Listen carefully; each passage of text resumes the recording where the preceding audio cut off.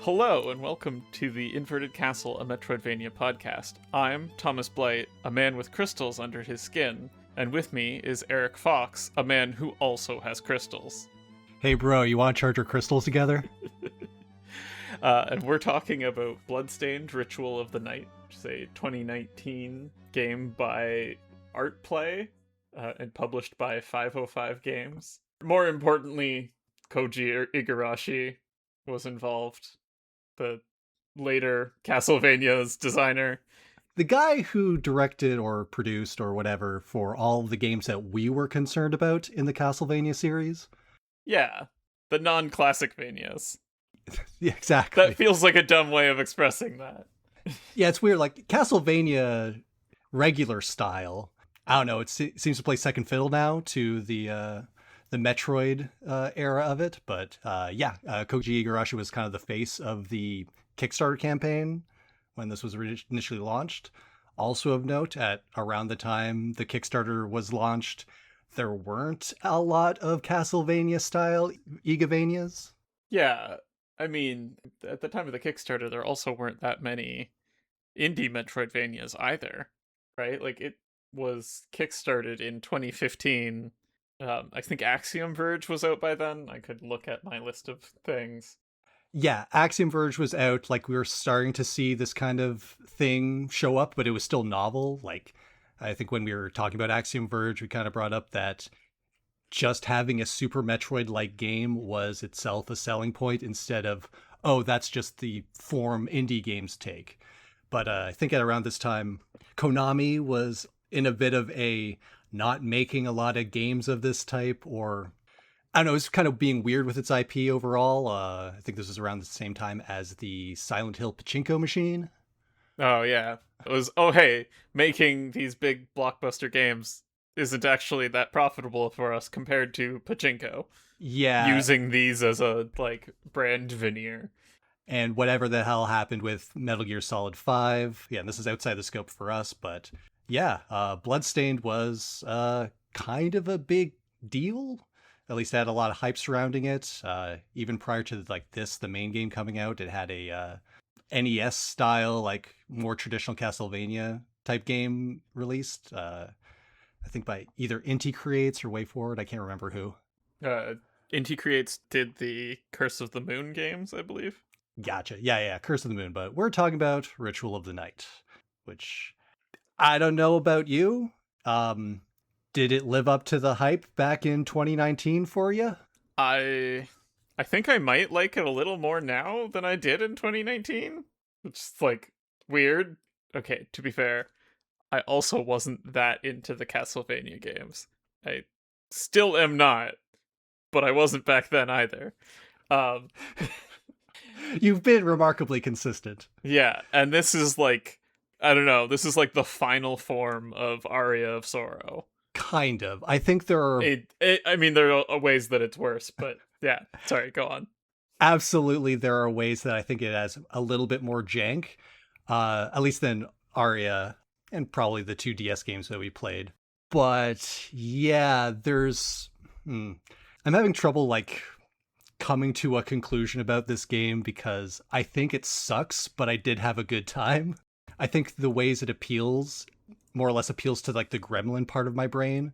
And I've only come to probably like you appreciate it a bit more having recently played the DS Castlevanias. You know, they're fresher in my mind, and thus the ways in which they failed to live up to my memory makes this one seem better by comparison. Whereas at the time, I think I still had a bit of rose-tinted glasses. But should we just kind of get into the game proper? Yeah. So, I mean, the plot is pretty bare bones, which I guess I shouldn't be surprised because that's also basically what goes on in the Castlevania games, right? Yeah, this one at least has to set up a bit more lore, because it can't just borrow Dracula again. Yeah. Although it kind of does. um, Yeah, yeah. he's a librarian. God. Okay, yeah, we'll get to him. Yeah. There's some stuff with him, the librarian in this game, but yes. What's the lore here? Yeah, so there was this guild of alchemists, and then as the Industrial Revolution starts happening and people start looking towards science and away from magic and alchemy, they're like, well, shit, we better do something drastic before everyone who pays us stops paying us. Their solution to this is, what if we just had summoned demons to be a problem, and that shows how powerful magic is. They're gonna need us after we unleash the gates of hell. Yeah, Like, it's somewhat similar to like the Doom plot of, oh yeah, we'll use hell and it'll work out great for us. yeah.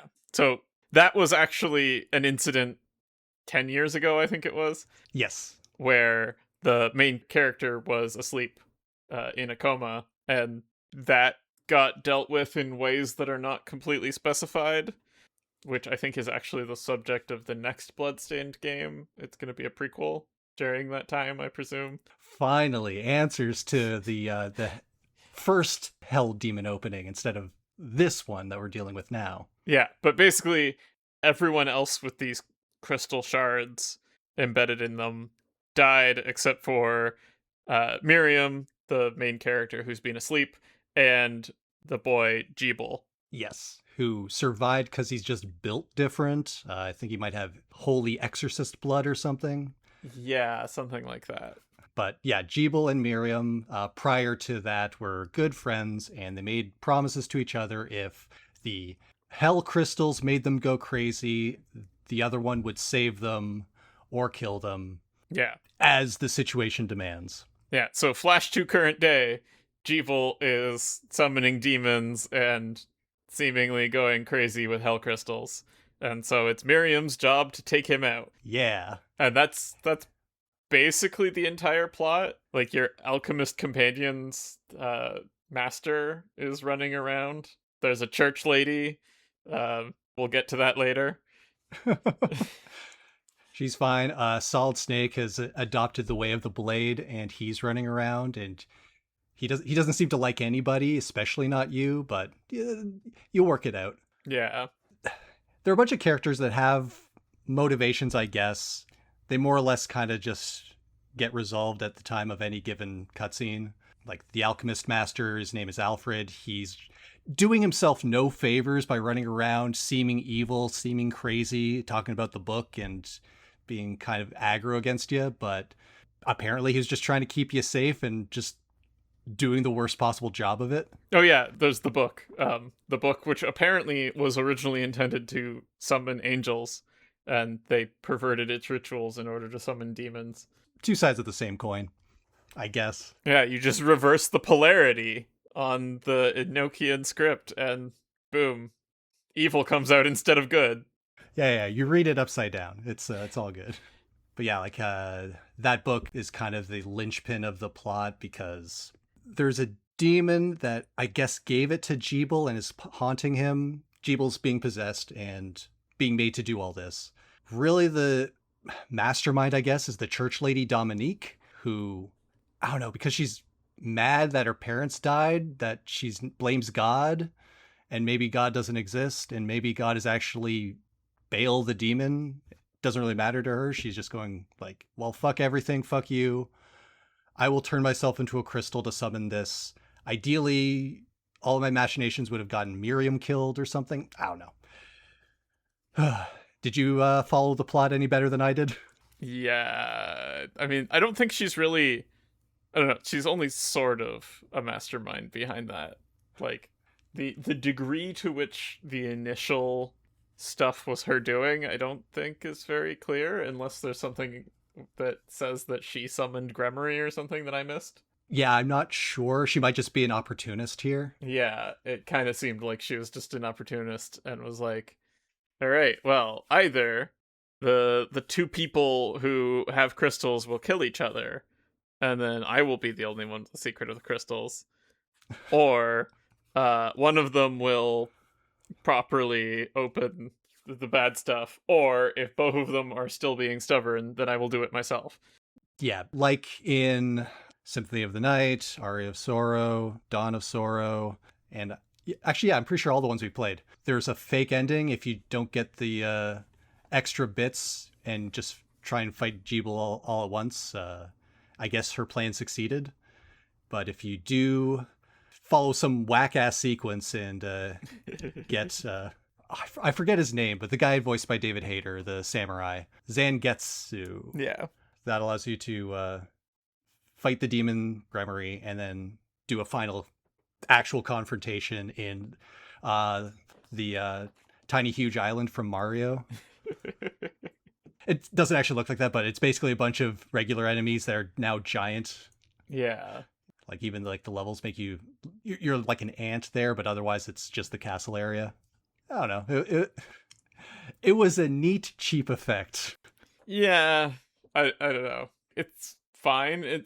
It's a little weird for like building towards your final confrontation. I don't know, that could have just been a different part of the game. Yeah, I think this game kind of has a bit of a like doesn't have an identity of its own, so it really is just a bunch of loosely connected zones. Yeah. Just saving the place where everything is giant, which leads to the ice caverns, and weirdly, like the ice caverns is the last area. Yeah. Some of it they kind of justify, right? Like they mention that Jeeble has summoned this hell castle on top of where the Alchemist Guild used to be, right? So you've got this pseudo Belmont's Hold under Dracula's castle thing going on. Yeah. That's kind of the deal with the secret labs. Yeah, I have no problem with the secret labs. I'm not sure why we need to take a train to one of them, but... I mean, that whole sequence was kind of whack. Yeah, it was a set piece in need of a story justification, I guess. I guess. It was fine. Yeah. I mean, we should maybe get into that because it's like the traversal stuff. Sure. I don't know. Some of the traversal stuff on this is like, yeah, great, cool. And some of it is just like, I don't know, man. I don't know why you've done this. Right? Yeah, some of it's very standard. Like you'll get your double jump. You have one that manipulates objects in front of you to grab crates to do a weight puzzle or push an Iron Maiden out of the way. Yeah, which like, honestly, they probably could have used more. Probably. They did it like a couple times. And then in the Clockwork Library, there's some puzzles where you have to carry something with you. And then that's it. They're done. Yeah. It's like, I don't know. You could have explored this more if you want. Yeah. Kind of underutilized. Like a thing you kind of start with is you have your like omnidirectional aiming with the right stick for some of your abilities. Just pointing it at certain things opens a door, but it never actually factors into anything other than tutorializing that you can do it. Again, that's like a thing that happens in the library, and then they basically forget about it. There is that one gear that until you have the double jump, you have to turn the gear to get through, and it's so annoying because it never works right. I don't know. Yeah. Yeah. Double jump isn't too deep into the game. I can't remember. It's like the second thing you get. Yeah. Well, I think the second thing you get is the warp thing, the mirror laser thing. Oh, is that? I guess it is. That's what I remember. You get double jump pretty soon too, I thought. I think it's the next thing. Yeah. But yeah, like that's a thing that you have to equip as one of your abilities, but it lets you get through tight corridors and longer places with mirrors. But I don't know. I never used it for combat. Did you find any use for that? No. Because theoretically you could, but it takes a minute to charge. I did. There's a race in one of the areas in Big Huge Land, right? Yeah. If you go down a side path, there's a race that you can do. I did use it then because it's useful there, but like I don't know, I never mixed it into combat, and maybe I should have tried. I think there I was just using the other warp ability you would have gotten. Oh no, you'd have to double back for it. Yeah, right? It depends on when you got to it. Yeah. This thing eventually gets more or less replaced at the very, very end before the final boss with just a point and warp, which can go through walls. Yes. That one I could see being more useful in a fight. I tended not to use it though. At that point, you have the end of the game there, so there's not a lot of opportunity to, and I don't recall there being any super bosses that unlock outside of the final one. So I mean, there are the 3 optional bosses that require keys. That also maybe means that you didn't fight Orlok. I did not fight Orlok. Oh, okay. You can fight Orlok. He is the hardest boss. Okay, I don't recall how even to fight him. You equip the last tome he gives you access to, and then go to fight the final boss. And he's like one of the rooms converts into a boss room on the way. Okay, that makes more sense because he was kind of a cul-de-sac for me, just basically being references to Symphony of the Night, the guy. I mean, yes. One thing that we definitely need to talk about for the traversal stuff is the train pass that involves him. Okay, before we get to that, I gotta talk about OD. Yeah, okay, OD. I'm going to forget because Yes. when I say a reference to him, he's the librarian, like in Symphony of the Night. You can go underneath his chair and get a cheeky little item if you ram into his ass. He is voiced by Robert Belgrade, who was the voice of Alucard. Oh, okay, I didn't know that. Yeah, like basically coming back from like some minor roles in between Symphony of the Night and this game. Also, his name is Orlok Dracul. He's Dracula on both counts. Yeah, someone in the wiki had his middle name and it's also Dracula somehow. That's very funny. So, yeah. But yeah, so basically him just being well, you can borrow some books that give you minor buffs. And otherwise, I'm not sure why they brought me back for this, but okay, he's a super boss. Very good. Yeah. Was he hard? He has a lot of health, and he has a time stop ability that you the only way to counter it is with one of the shield moves. Oh. So yes, until you're like, oh yes, I have shield abilities, I need to actually use them. He's just like, what if I just had free damage against you? Great. I played this on hard mode. I probably would not have even fought him then.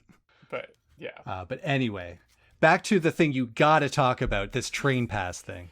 I mean, this is also about him, because there's a point where you have to get on the train, but you can't get on the train because you don't have a train pass, and apparently this magic demon castle has train gates that require a metro pass.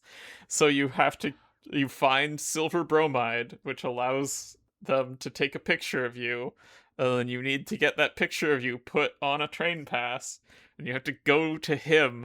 And I was like, why do you have to go to him? And then when I was replaying it, I was like, oh, he's the librarian. You have to go to the library to get your train pass. Obviously. That's the entire thing behind this sequence, is you have to take a picture to the library to get your train pass. Yeah, he's the one who tells you about the train passes, and I guess tells you to come back with a photo, I think? Yeah. But it is, like, that's not the worst bit of sequencing in the game, but it was bad. Yeah, I mean, so other bits of sequencing, invert, it's actually kind of fun. I think that's actually kind of nifty. I don't think they do enough with it, but to be able to invert the castle, at will. Yeah. Instead of getting, like, you can theoretically get a super jump, but you don't really get a way to fly like in most of the other games. Instead, you just make the ceiling the floor, and then all the enemies still stick to their usual gravity. It's neat. It's the way you get your free item from Orlok, but I feel like there's more potential for that ability than what they ended up going with it, which was essentially just you can go to even higher places now. Yeah, that's fair. There's the Spike's immunity, which is very much something that Symphony of the Night did. Yes. Another tick box on references to older games. The one that I think you're probably thinking about is traversing water. Yeah, baby.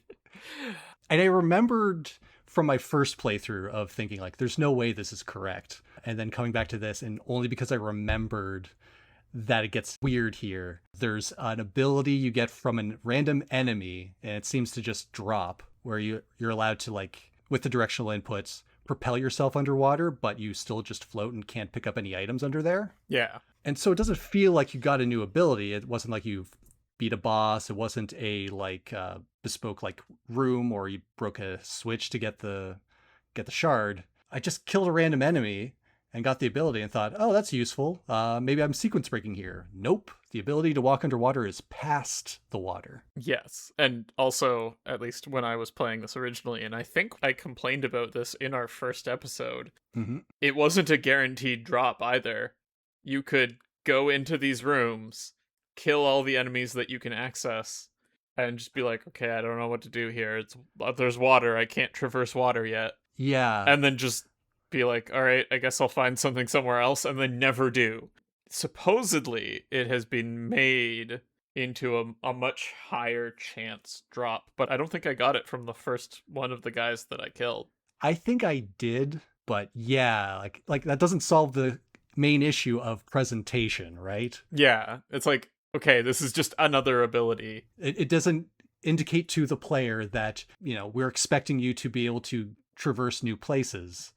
It was just a random thing that, oh, I guess that's a useful ability, but how am I supposed to get through the water? I don't know. Like, I guess this is supposed to be the start of things being a little harder to figure out. Like, also with the moon, where to get to Big Huge World, you need to have gone and fought Zangetsu to get his sword, which in its description, it slices the moon.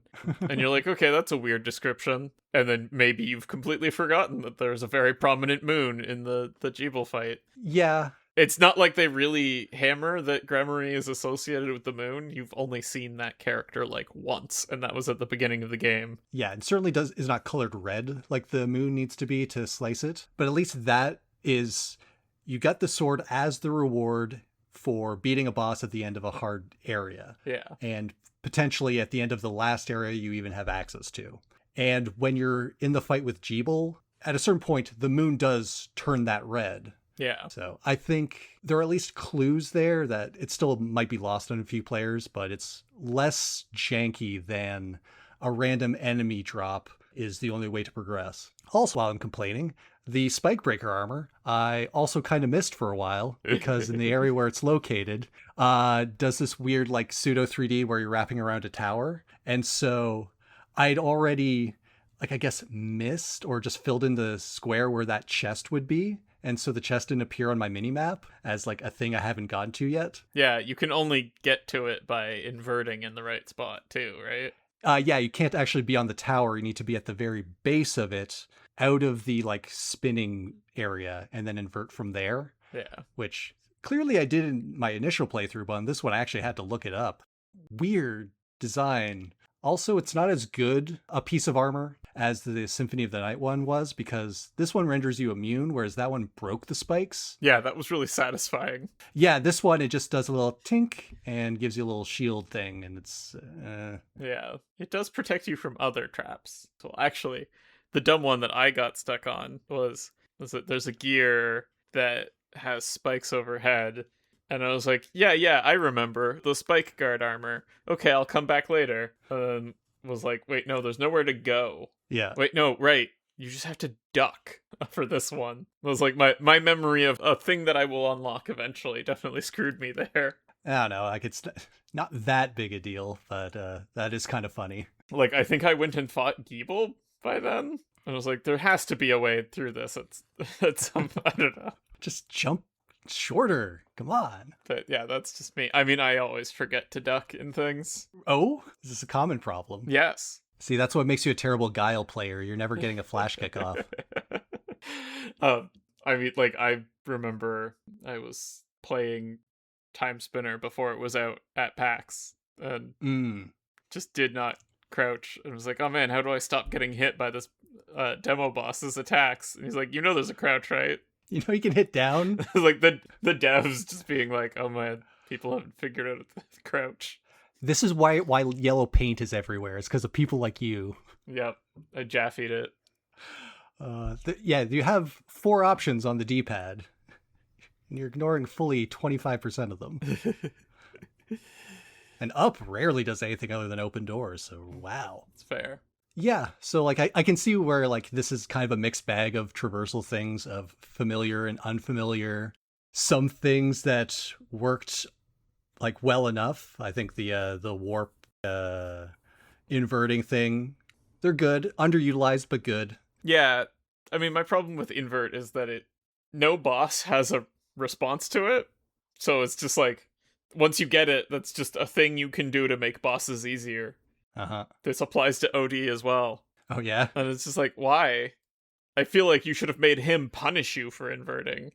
Yeah, that's his trick. He invented it. He should just be like, screw you. And then you just take damage and uninvert or something. I don't know. Yeah, he should like revert the Yeah. inversion on you. That kind of effect applied to you. I think like there's potential here that I guess they just didn't have time. Yeah. Other than traversal, I mean, gameplay is pretty standard Castlevania stuff. Yeah, with the good and bad for the most part. Yeah. Bosses are not particularly interesting. So, yeah, so I mentioned briefly I played on hard, and that makes the beginning of this game kind of miserable. Yeah. You don't get a lot of hits before you just die. The way that I think Castlevania has always worked, but I think it's particularly kind of bad here, is the very stiff kind of movement you have, particularly at the beginning, as well as not particularly well telegraphed attacks. I'm looking at you, first fight with Zangetsu. Oh, yeah. That one's definitely the hardest one. Absolutely the hardest one. And because you haven't gotten a chance to do any of the things that sidestep difficulty in action RPGs, so unless you're really trying to grind, you're not really leveled up. You don't have health options or health items to just kind of slam to tank through things. Yeah. I ended up pseudo grinding because in the tiny hallway between the save point and the Zangetsu fight, there's a one archer enemy that anytime he would like drop either his soul or whatever drop it was that powered up his soul. Yeah. I just kind of like, okay, wander back and just save that. And then eventually powered up his ability of just firing arrows because that was the highest DPS Yeah. option I had. Yeah, you could just kind of shotgun blast it.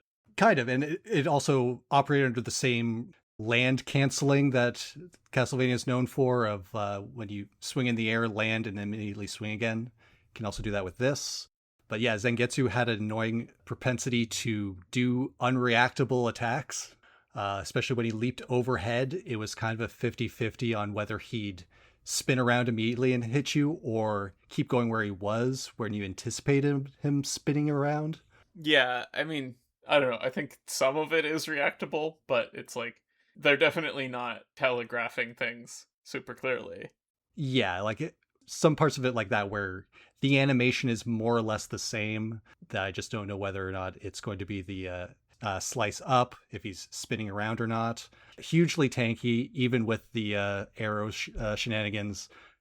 Took a while. Second phase, suddenly I'm 2 hits from dead.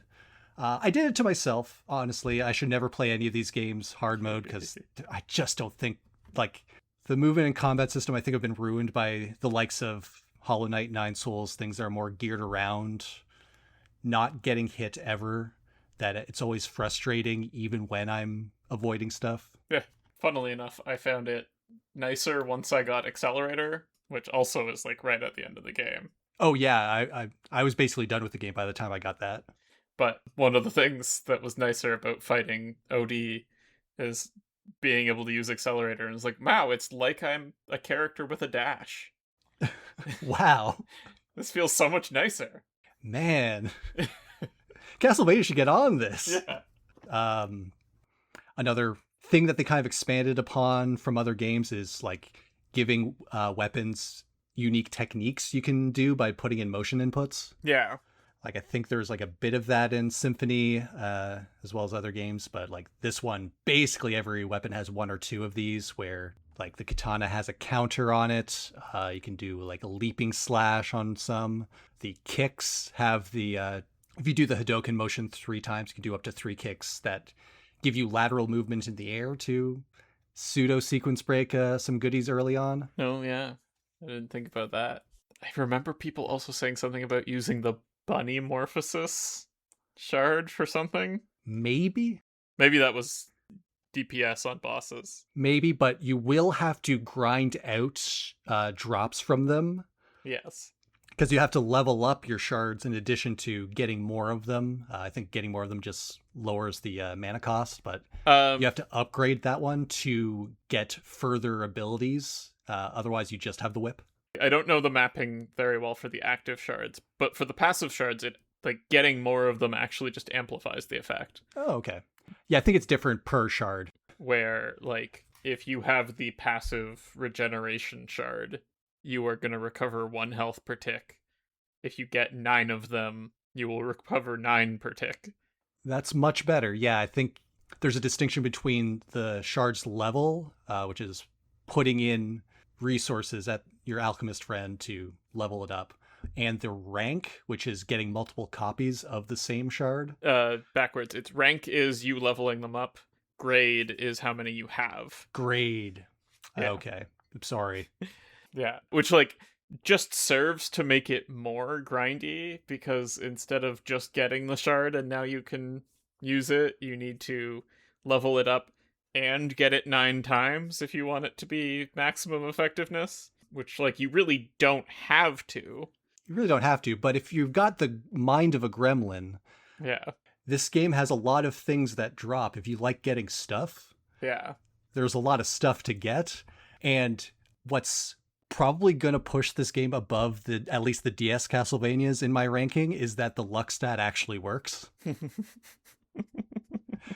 So if you do have that demon inside you, if Gremory has possessed your soul and demands more demons, you can get a lot of demons. And it's like, you'll have to grind, but it's not like 0.1% grinding. You know what I mean?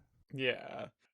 One of the things that I'm not sure it actually tells you in game, maybe I just didn't notice in the second time through, is that if you get a passive shard to maximum rank, it becomes on all the time. Yeah, I did not know that, but more or less discovered it when I got the thing that shows you hidden walls. I did grind that one out again, not too bad. And then it was just on all the time, just like, huh, that's convenient. Did not bother for any of the other ones, but Yeah. well. Yeah, I finished the game and was like, yeah, why not? I'll do the grinding gremlin thing, and got a bunch of them to 9. It's so wild. You waited till after you're done to I mean, grind this yes. shit out. But it's like, I needed to at least clear the game to be like, okay, we can do the podcast. Now I can waste time being a grinding gremlin, walking back and forth in the same screen to beat up a mimic to get the augment luck passive 9 times so that I can have it both apply permanently and also equip it to have maximum luck to go grind for other things. Look, You knew what you were doing. You just didn't know when you was, were doing it. Yeah, it was silly. But yeah, you can just layer on all of those and get a little ridiculous. It's so nice to have a stat actually be reflected in gameplay. Like to see the values of money go up and be like, huh, cool. That worked for once. Oh, also, passive you may not have found at all is augment gold. Did I or You have to get augment luck and then synthesize augment gold out of it. I might have seen the option. I'm not sure if I actually went ahead with the synthesize. But it changes the drops from torches. So no more magic? You know how you get money from torches when your magic is full? Yes. It will make the money bigger, including stepping up to 500. Okay. I mean, money is less useful. Oh, not if you're entirely breaking the game. Oh, fair enough. You need to spend so much money on Alcahest. Yeah. Oh, right. Alcahest. You basically break down materials with Alcahest, and then you can re-alchemize them. Yes. And then when you re-alchemize them, anytime you alchemize something for the first time, it goes to the shop. Yes. And so you can buy things from the shop, break them down, and just not have to farm all that much. Yes. Also, the cheapest way to get some of the materials, or the most time efficient way, is get it once, make something with it, buy that thing from the shop, and break it down. Yeah, it makes sense. I mostly only made food. Yeah. I mean, the food increases your stats, including your mana recovery rate, which is a pretty important one. That's what allowed me to basically walk through the game. I'm not sure what your shard loadout was, but mine was just the bolide blast explosion at wherever you're aiming. I just never found anything better at DPS than it. No, mine is to do first half of the game is Riga Stormea, the fire columns, Okay. because if you get that upgraded a little bit, it makes multiple fire columns and you can hit wider enemies with multiple of them. Nice. And then later in the game, when you get access to it, you switch to the ice one, Vashia. So fire and ice, and then you're golden. Yeah, which drops icebergs from above, which also scales the number of icebergs that you drop with the rank. So if you rank that up, you can just drop icebergs across like the entire screen, and you can also spam them, right? Like Riga Stormea at least makes you not do it a second time while it's still running. Okay. Nah, you can just make as many icebergs as you want, dude. Damn, that's crazy. Like there's other things that really break the game, right? I think the heretical grinder, I've heard, is if you tap it, is the most damage per mana you can get or something like that. If you want to just break your controller and or finger, sure. Yeah. But yeah, like this is kind of making good on the idea of the Aria and Dawn of Sorrow games of like, oh yeah, every enemy attack you can get. And in this one, you can even just make it better if you're putting in the grind. And this game lets you do that without a lot of fuss. Yeah. It's like, I don't know, I've never been that into the grind. I did it here, surprisingly. Yeah, when you explicitly did not have to. Yeah.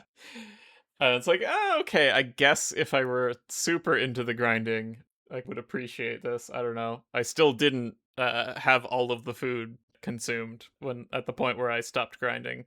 I definitely did all of the side quests associated with it. So, like in Order of Ecclesia, another tick, in the little village area, there will be a few NPCs that want you to do quests, which are all just fetch quests, essentially. One of which wants different kinds of food. Thankfully, if you alchemize it, you can then just buy it again because she just takes it from you and you want the permanent stat boost from it. I'm not sure if anything super game-breaking came from it. I think maybe it was the infinite ammo hat. Yeah, maybe that comes from that. I got stuck on her for a really long time because, I don't know. This is going to be very funny given that I spent a lot of time grinding after the end of the game. But I started this being like, I am not going to grind at all. I'm going to go through levels. I will fight the enemies that I see, but I will not turn back and fight an enemy again to get mats. And I will see where I can get just with that. I got stuck on both of her quest and the in memory of quests. The one who just asks for a random item / piece of equipment you can alchemize. Yeah. I got stuck on things that I guess I could have gotten in the cathedral or something like that. Was it a thing that was in like a blue chest? No, although those are very annoying. Yeah, because like Order of Ecclesia, this game has respawning chests with materials that only exist inside of them. Which is kind of implied that Alfred was restocking them for you, but maybe not. Very strange. Um, Very strange, Grandpa. Where was I? No, it's the flying meat, the flying beef. Oh, the bovine plume and yeah, the cows, the first cows, and there's a sword that not the killer barbers have.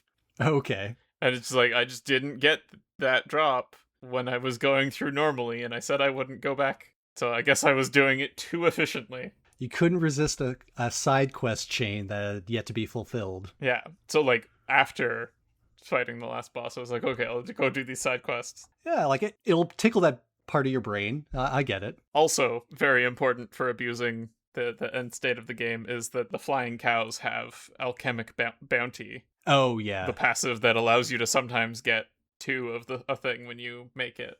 Yeah, there's no reason not to slap it on when you're alchemizing. Definitely getting more of it is better. Yes. It is a pain that it isn't just a like always on silver one, because they have ones like that have a grade and rank. It's like, so why didn't you just make it a silver one? Don't know. Just to make you grind it up to 9 by putting in, was it 9 silver every level? I don't remember if it ranks up to gold in Orichalcum like some of the other ones do.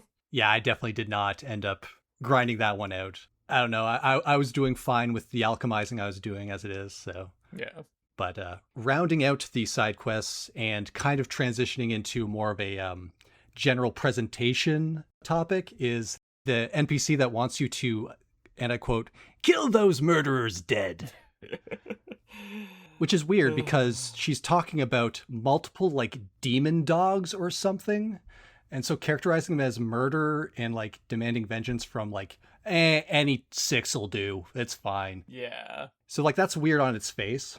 But also the way that these side quests unlock is that you'll get multiple in a row. And so while the initial setup is sometimes different, where she'd be like, "Oh, my cousin Clara, poor old thing, kill those murderers dead." And then the next one will also have the exact same voice line of "kill those murderers dead." Yeah. It's like the bit of the game after all these years coming back into it. I'm just like, oh, I remember exactly that NPC and that exact intonation. To have the exact same voice clip play many times in a row did this game no favors. Yeah, like, I don't know, there's just a bunch of polish things that this game kind of lacks. And, like, one of the things is that, like, all of the villagers are just, like, I don't know. They don't wear clothes correctly. They don't have anything to them. Yeah. Right? Like, at the best, you can say the granny has, like, a note, right? She is a granny, and she loves food that she can't remember the name of. And she also has the exact same, every time you feed her something else, it's the exact same voice line between you and Miriam. Yeah. Less iconic than killing those murderers dead. And it's just so functional. I don't know. Yeah.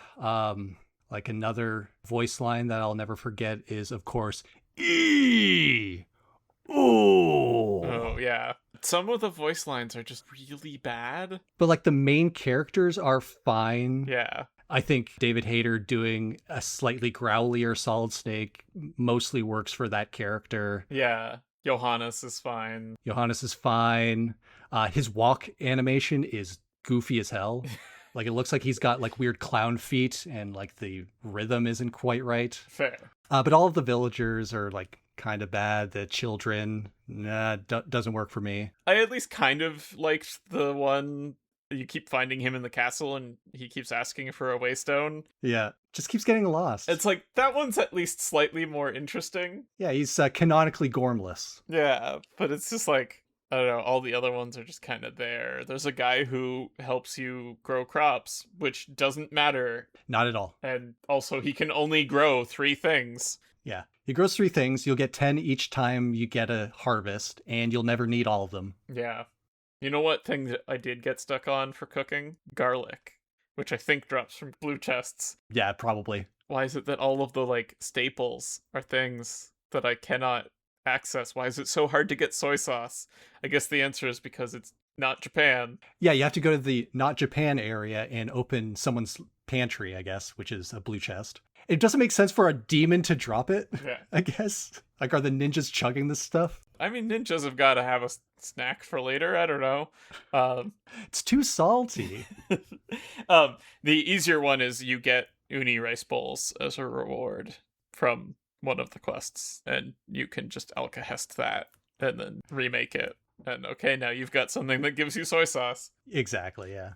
It's weird that this is the easiest, like, I don't know, I feel like this is maybe some kind of condemnation of, like, it is more annoying to play your game the proper way than it is to just be like, oh, you gave me a dismantle, I am going to abuse this dismantle as much as I can. Yeah. Go grind for more meats? No, I'm gonna buy the same thing and break it down to get more meat and more dragon eggs and more beast milk, which is different from milk. Yeah, it's clearly there's some structural problems with the game, and yet it includes enough weird side steps that it ultimately, like, you can get around it. It doesn't always feel the best, but, you know, if you figure out the alkahest situation, or you just don't care, like the real trick is to put on your fun time hat and just accept. I don't know. It's just like, I feel like that's my complaint about this game in general, is that I feel like there's no polish. Yeah, I think the cutscene direction, when it's not just talking heads, very, very strange pacing on like very like abrupt cuts, very awkward animations on certain like movements very early on. Like when you first meet Dominique, there's just like, it's like that clip from some Liam Neeson movie where it's like just him climbing over a fence, but there's like 18 cuts in a row for like a 5-second sequence. Kind of feels like that a little bit. sometimes it's hard to tell what's trying to be conveyed by this action scene. And then you just kind of have to wait for the dialogue to kick back in to kind of just, okay, reorient you. What's the purpose of this cutscene? Yeah, that's fair. And also, like, again, going back to like the lack of identity in this game, like I know Castlevania has always been a bit of a monster mash, but some of these enemies, like the animals, but with horn on it and big. Oh, you mean the Niabon? Sure, the Nyabon, or its various palette swaps, or the terrier head on a chain. Oh, yeah. Yeah, It feels like this was from an asset library. I can't say for certain that it is, but it just like feels like they did some edits on it. And, well, it's weird. This is a weird castle. yeah, I guess. And then, like, a lot of the rest of them are Castlevania classics, which, like, that's fine. Like, this was always supposed to be Castlevania, but with the serial numbers filed off because Konami wasn't. Well, at least they weren't initially, but I guess that's changed. Music is generally appropriate to pretty good. The same gothic haunting style that you've known, but Oh, not only that, it's the same composer. that makes a lot of sense. Mitsuru Yamane? I'll take your word on it. I think that's right. But yeah, like the general feel of it is like, okay, yeah, I'm back in a Castlevania with monsters. All right, let's go. The one bit of identifying design is the whole stained glass motif, which generally works pretty well. The way they contextualize souls as shards digging into your flesh kind of thing. Pretty cool if, you know, after seeing the animation so many times, it does lose its luster. Yeah, that animation and also the sounds on it are definitely a like, what the heck are you playing? Kind of thing. Listen, she needs to have all of her exposed skin because of photosynthesis. This isn't a Kojima game. Yeah, it's another thing that you pick up at Konami. There's something in the water there. Yeah, I mean, I don't know. Like, I made fun of the way that this was advertised with the, like, just completely unable to explain anything that's going on without making it sound really dumb. It's like, Miriam, a woman with crystals embedded in her. Jeeble, a man who also has crystals. It's like, no, I don't know. Oh, special complaint about voice acting. What the heck is with Bloodless? Also, I forgot that that is technically a traversal ability. Oh yeah, absorb blood. You use it exactly once. And I don't think it's useful to have any other time. It kind of heals you when there's blood splatter. When you are bloodstained, there should be more, but unfortunately, here we are. Yeah, I don't know. I never tried to break that one. But, like, Bloodless is... She's a lady in a bathtub full of blood. Her voice acting is not, like, bad, but it's out of place. I don't know. I guess I was used to a vaguely janky, like a few of the monsters, like the double jump guy, I believe, or at the very least the speed demon that you get the mirror warp from. They also have like voice acting going on, which I think was of a type with Bloodless. Bloodless just has the added thing of her being a naked woman in a bathtub full of blood. So fair. There's some theming going on with her dialogue that may make things stick out. I could believe that they were in a fight with me. Something about her voice acting is just like, you are not delivering this like you are a vampire, I think. I don't know. Does that make sense? Kind of. It's not clear that she is a vampire. She's merely bloodless. But yeah, like too conversational, maybe, like just not affected and just kind of like vague non sequiturs. Maybe I don't remember any of her dialogue. Yeah, I need more blood. If you have a problem with her, definitely don't play the optional Julius mode version where you are just bloodless. That's fair. And yeah, that's the thing that I didn't actually explore that much, considering that I spent some time grinding, is that there are actually a bunch of optional modes. There are some that are new since when I played this game. Yeah, same. So, like, they've got randomizer support, they've got speedrun support, they've got bloodless mode, which you have to find by entering Bloodless as your name. They have... I forgot the name of that character. Aurora? Yes. Yeah, from Child of Light, the main character, I believe, whose name is Aurora. She has her own, like, more action-based mode where she has a sword and, like, homing attacks. Yeah. Which is kind of weird. You can play as Zangetsu, who has a pretty robust moveset of most of the, like, weapon techniques that you'd get in the main game, plus his own, like, weird teleports and elemental weapon buffs. Bloodless, I didn't play far enough into it to unlock any abilities. She seemed to basically just start with a umbrella attack and nothing much else. But it seemed like maybe as you explore, you'd fill out her kit because at least her weapon in the main game had an ability on it. Yeah.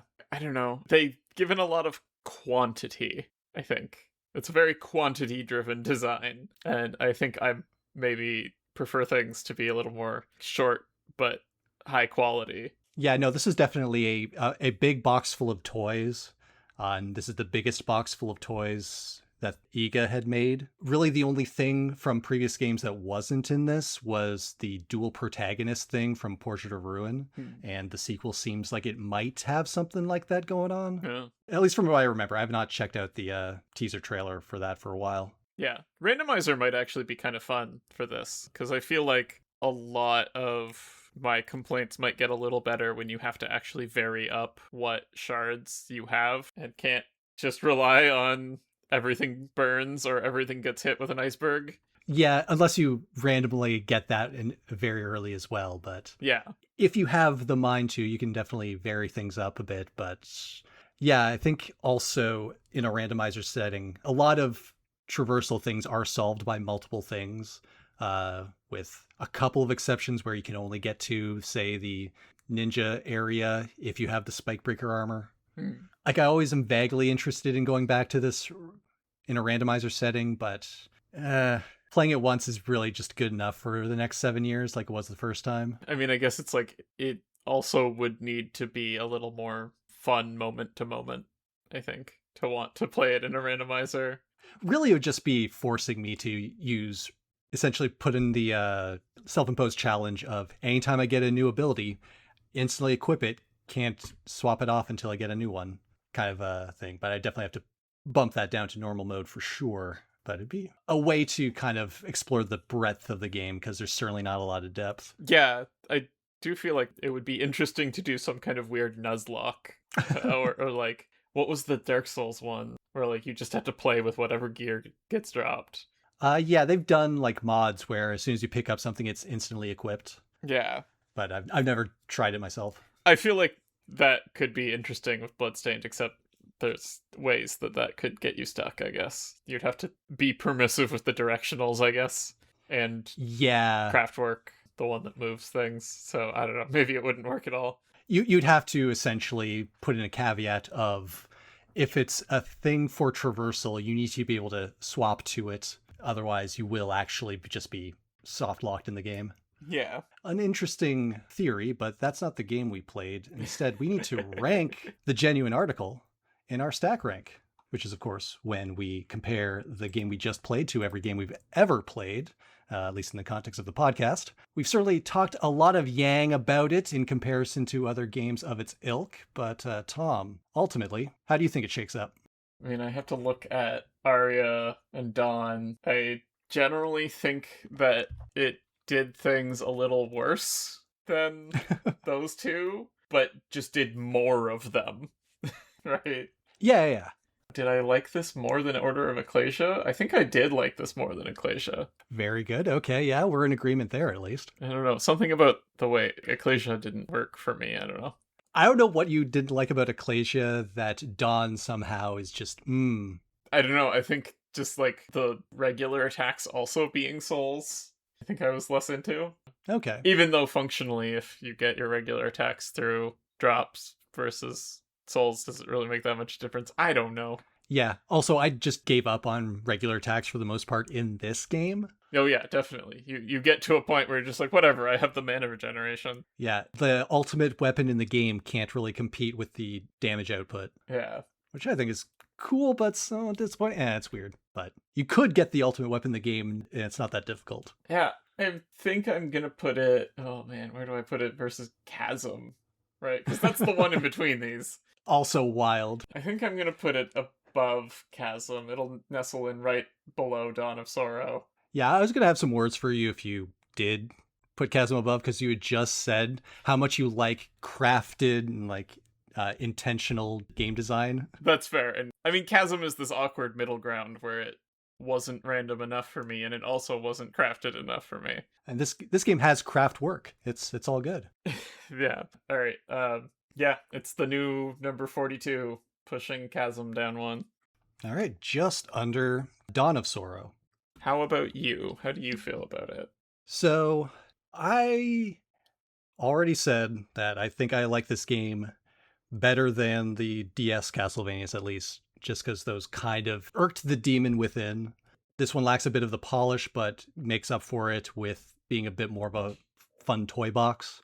Definitely have more, I don't know, affection towards it than, say, Metroid Prime 4. But for some reason, Pampas and Celine, I think it's less to do with the first time I played it, but for that like brief like hour and a half the two of us played co-op later, which maybe isn't fair, but fuck you, it's my list. I think Pampas and Celine just beats it, and my new 42. Weird how that keeps happening. Like they're different in relation to each other, but still 42. Bloodstained, Ritual of the Night. Yeah, I don't know. It's the answer. It's 42. Clearly, we were always condemned to fulfill the legend. But I guess, speaking of being condemned to fulfill obligations, our next game, which is going to be my pick. Interesting that last week or last month, you said that, we've got a Castlevania coming out, so we should probably play Bloodstained. But also, in preparation for this new Castlevania coming out in October, we should probably play the other game that Evil Empire and Motion Twin made. One that also has Castlevania, I guess, cameos within it. And finally pull off the band-aid of playing the roguelike one. We're playing Dead Cells. Oh man, you really want to anger some people, don't you? Anger some people how? Why? What's the... There's so many arguments about whether or not Dead Cells should count as a Metroidvania. It's fine. Yeah, dude, I'm the Zelda kind of counts guy. The only reason we're not playing Mina the Hollower is that I don't think it counts, but, Fair. Whatever. But yeah, so for Dead Cells, I'm assuming it should be fine to be able to complete a run, as well as I'm going to put the Castlevania DLC on that as well. Should experience that to an extent that you feel you can speak about it intelligently. Okay. All of the other DLCs, they seem to more or less be alternate biomes on the path to a successful run. But I'm assuming you'll be able to beat the game. I know this will have like prestige things or whatever. I can't actually remember what goes into beating the game, but we'll see. I've never beat it before. Well, good luck then. I think as long as you get what count as the traversal upgrades, that should probably get you close enough, but we'll see. We've got some time here. And if you've got time on your hands, why not leave us a comment? Send us an email at invertedcastlepodcast@gmail.com or on X at invertedcastleph. Never forget the P. If you have any opinions about what counts as a Castlevania game in terms of roguelikes or others, leave a comment on our YouTube page at Inverted Castle Podcast, as well as on other various social media platforms. I'd also like to give a shout out to Colleen Fraser for the use of her composition String Quartet No. 1, as performed by Duos Duet. We have used it as the intro and outro of our program for several months now. But that's going to do it for us. I've been Eric Fox. And I've been Thomas Blake. And remember, kids, kill those murderers dead. I was going to say, don't let your friends do crystals. Or if your friend asks to charge your JO crystal, run.